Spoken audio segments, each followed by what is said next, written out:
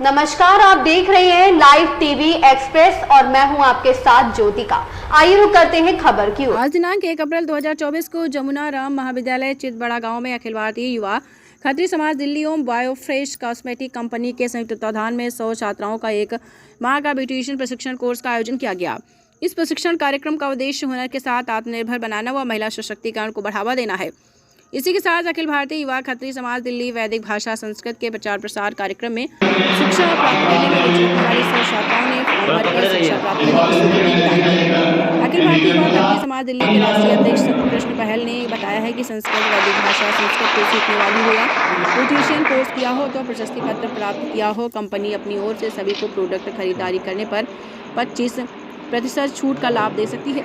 बायोफ्रेश company द्वारा जारी discount coupon दिखाकर लिया जा सकता है। इस कार्यक्रम में मुख्य अतिथि मनीष सिंह उज्जैन ने कहा, इस कार्यक्रम से रोजगार सृजन के लिए नए अवसर प्रदान किए जा सकते हैं। जमुना राम महाविद्यालय के प्रबंधक धर्मात्मानंद गुप्ता ने कहा है कि शिक्षा और प्रशिक्षण जब रुचिकर विषय पर हो तो शिखर की बुलंदियों पर पहुंचा जा सकता है। बायोफ्रेश हर्बल कंपनी व अखिल भारतीय युवा खत्री समाज दिल्ली द्वारा सभी प्रशिक्षुओं को प्रमाण पत्र व उपहार दिया गया। कार्यक्रम की अध्यक्षता कर रहे जमुना राम महाविद्यालय के प्राचार्य अंगद प्रसाद गुप्ता ने कार्यक्रम में उपस्थित सभी अतिथियों का धन्यवाद ज्ञापित करते हुए कार्यक्रम समापन की घोषणा की। इस कार्यक्रम में निम्न विशिष्ट अतिथि उपस्थित रहे: सौरभ श्रीवास्तव, प्रशिक्षिका गीता सिंह, अभिषेक गिरी, सोनूदेव यादव व आलोक श्रीवास्तव रहे। कार्यक्रम का संचालन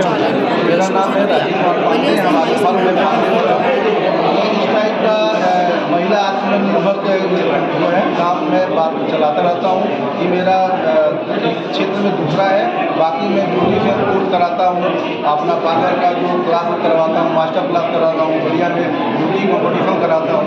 अभी हमारा 6 जनवरी को हुआ था जिसमें अपने अंतर्राष्ट्रीय स्तर पर हमने ट्रेनर रहा था। इसमें 200 लड़कियों को हमने प्रशिक्षण दिलवाया था, सर्टिफिकेट दिलवाए थे।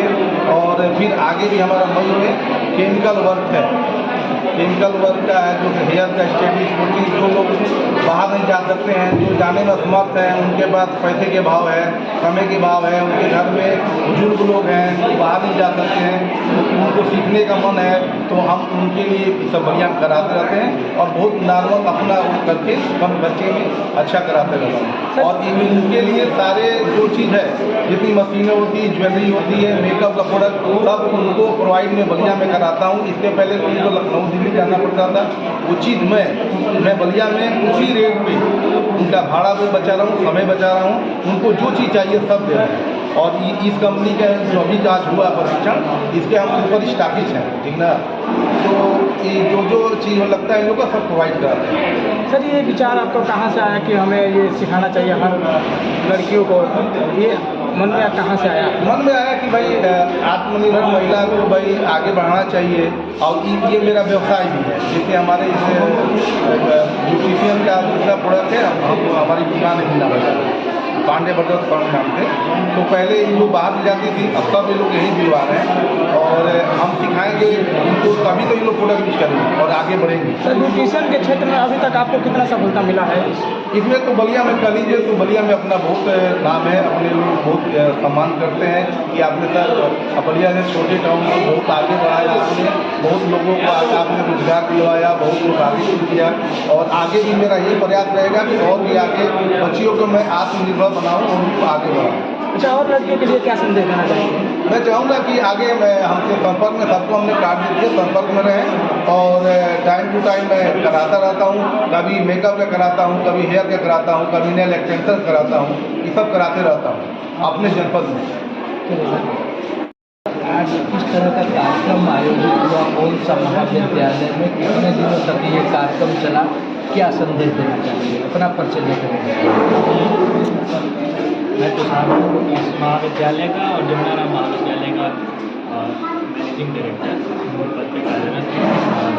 यह एक कौशल विकास का कार्यक्रम था जो कि बायोफ्रेश के अंतर्गत और अखिल भारतीय खत्री समाज के तत्वाधान में आयोजित किया गया, जो पिछले 1 महीने से हमारे विद्यालय में एक शिक्षिका जो कि गीता सिंह नाम है जिनका, वो हमारे महाविद्यालय के बच्चियों को प्रशिक्षण दे रही हैं, जो कि मेकअप से संबंधित कार्य है, जो बच्चियों को कहीं ना कहीं सशक्त बनाएगा और वो अपने लिए कहीं ना कहीं अपने परिवार को आर्थिक रूप से मदद प्रदान कर सकती है। इस इस प्रकार के कौशल योजनाओं से जुड़कर। हर हाथ को हुनर मोदी जी का अभियान है, क्या उस अभियान के क्रम में ये महाविद्यालय चला है और युवा खत्री समाज चला है? जी जी जी, हम लोगों का भी बिल्कुल यही अभियान है कि जो भी बच्चे हमारे महाविद्यालय से जुड़ रहे हैं वो शिक्षा के साथ साथ कुछ ना कुछ कौशल यानी कि कोई ना कोई स्टार्टअप के तहत जुड़ें और कुछ ना कुछ अपना एक स्टार्ट करें जिसके तहत वो अपने परिवार को आर्थिक रूप से मदद कर सके। इसी तत्वाधान में हम लोगों ने फार्मेसी कोर्स भी स्टार्ट किया है ताकि कोई बच्चा अगर इस प्रकार की पढ़ाई से जुड़ेगा तो अपना मेडिकल स्टोर खुद का संचालित कर सकता है और वो सिर्फ सरकारी नौकरी के भरोसे नहीं बैठा रहे और कुछ ना कुछ कर सके। इसी प्रकार के कोर्सेज हम लोग स्टार्ट भी कर रहे हैं, जैसे कि BSc AG भी हमारे महाविद्यालय में इस वर्ष स्टार्ट हुआ है, जिसका पूर्ण हमारा यही उद्देश्य है कि बच्चा अगर अपना कोई फर्टिलाइजर से संबंधित काम शुरू करता है तो उसमें लाइसेंसिंग के लिए BSc एग्रीकल्चर की बिल्कुल आवश्यकता होती है, बिना उसके वो नहीं संचालित कर सकता। तो इस प्रकार के कोर्स भी हम लोग जो इंटरमीडिएट के जस्ट बाद करते हैं बच्चे और तुरंत स्वरोजगार से जुड़ सकते हैं, उस तरह की चीज़ों पे महाविद्यालय का पूर्ण ध्यान रहता है। इसी के अंतर्गत ये एक मेकअप से संबंधित कार्यक्रम भी विद्यालय के अंदर विगत 1 महीने से आयोजित था, जिसका आज समापन हुआ।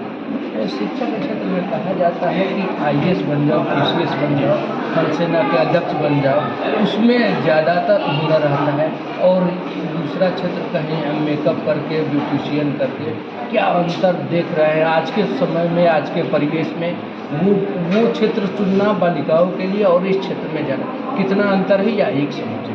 देखिए, हर छात्र छात्राओं के अंदर अलग अलग प्रकार का हुनर होता है। अगर वो प्रशासनिक पदों पे जाना चाहते हैं तो उसके लिए अलग हुनर होता है और अगर उनका उस तरफ झुकाव है तो वो बिल्कुल उधर जाएं। लेकिन जिनका झुकाव इस तरफ है कि वो ब्यूटिशियन में जाना चाहते हैं, फैशन डिज़ाइनिंग करना चाहते हैं, जैसा कि हम लोग कहते हैं कि अगर सचिन तेंदुलकर को म्यूज़िक सिखाया गया होता तो आज हमारे पास सचिन तेंदुलकर नहीं होते। उसी तरह से जिस बच्चे के अंदर जो हुनर है उसको पहचान कर उसको उसी दिशा में हमको भेजना है, ताकि वो अगर मान लीजिए कि हमारे देश में उद्योगपति नहीं होंगे या स्टार्टअप्स नहीं होंगे तो लोगों को रोज़गार कहाँ से मिलेंगे? क्या एक IAS रोज़गार दे सकता है?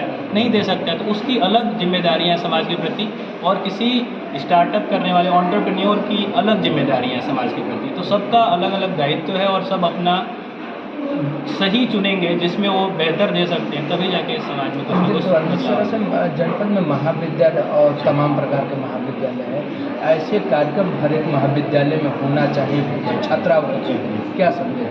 जी, इस प्रकार के कार्यक्रम सभी महाविद्यालयों में होने चाहिए और हमारे जो माननीय कुलपति जी हैं उनका भी यही उद्देश्य है, उनका भी यही सोच है। उन्होंने ये बात रखी भी थी हम लोगों के बीच कि भाई गाँव की और ग्रामीण क्षेत्र की जो महिलाएं हैं वो कहीं ना कहीं किसी घर में जाके महिलाओं को ब्यूटिशियन का काम करती हैं और 2 पैसे कमा सकती हैं, तो क्यों ना हम इस प्रकार का सर्टिफिकेट कोर्स जारी करें और सभी महाविद्यालयों के थ्रू इसको संचालित किया जाए ताकि हमारे बलिया जनपद का भी विकास हो और इस क्रम में लड़कियां और बालिकाएं भी जुड़ जाएं और वो कहीं ना कहीं रोज़गार पा लें अपने आप से। तो कहीं ना कहीं ये विश्वविद्यालय की भी सोच है और हम लोग उस पर बिल्कुल काम कर रहे हैं और जहाँ भी हमको मौका मिलता है कि कुछ बच्चों के प्रति किया जा सके इस प्रकार का कौशल विकास के लिए हम लोग करते रहते हैं। धन्यवाद। इस खबर में बस इतना ही। बने रहिए लाइव टीवी एक्सप्रेस के साथ।